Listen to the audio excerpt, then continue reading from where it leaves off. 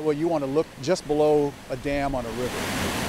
But the best place for people to find them is just go to where the water is, go to where open water is through the wintertime. Where the ice breaks, fish can be found. And if you're lucky, this is where you can also find a very special creature. Bald eagle counts in the upper Midwest have been going up for years. Iowa's bald eagles are on the bounce back. Work together to improve eagle numbers shows you that you can bring back an endangered species if all the conditions are right. The once endangered species is now thriving along Iowa's frozen waterways. That wasn't the case a few decades ago when this majestic bird was hard to find. Instead of seeing maybe one a winter, you can walk down to the river and see 5 or 6 a day. This weekend, wildlife officials across the state are surveying Iowa's rivers and streams, getting a head count on bald eagles. Surveys give us an idea of what the trend is of eagles, the trend being how many more eagles we have than, say, a year ago. Over the years, Iowa's eagle habitats have been restored to health, and the eagle population is now on the uptick.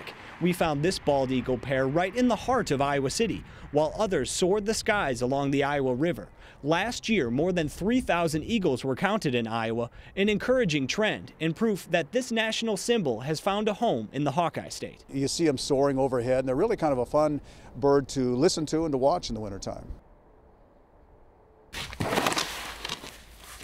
Just like everyone else today, the McBride Raptor Project is shoveling.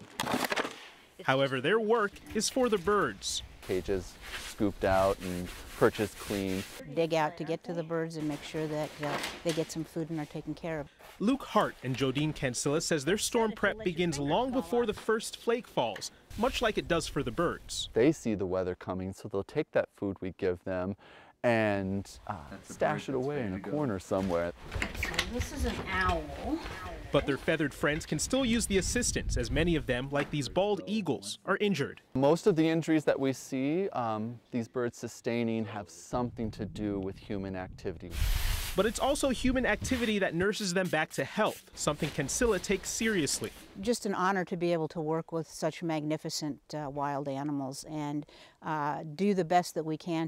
And apparently the volunteers at the McBride Raptor Project are doing a good job of taking care of these majestic creatures.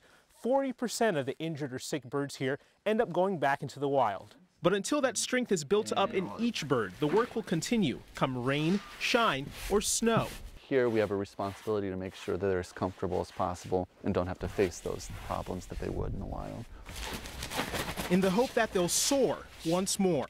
Covering the corridor in Johnson County, Jason Hackett, CBS 2 News.